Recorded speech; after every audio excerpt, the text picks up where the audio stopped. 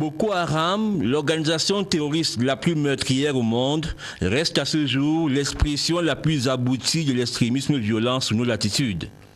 Un extrémisme violent qui se drape souvent du voile de l'intégrisme religieux ou idéologique, mais qui en réalité trouve sa source dans une gouvernance pas suffisamment inclusive.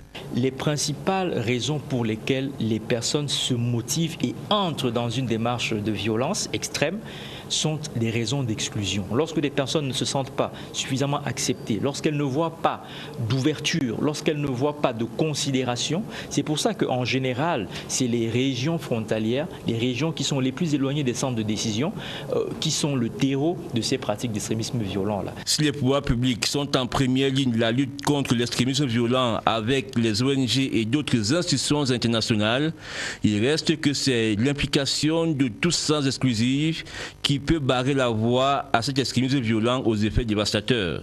C'est l'affaire de chaque famille, de chaque père de famille, de chaque individu.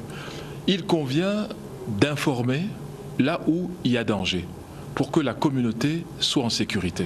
Le nombre de conflits armés a diminué pratiquement de moitié sur le continent, mais le nombre de victimes du radicalisme violent a paradoxalement explosé.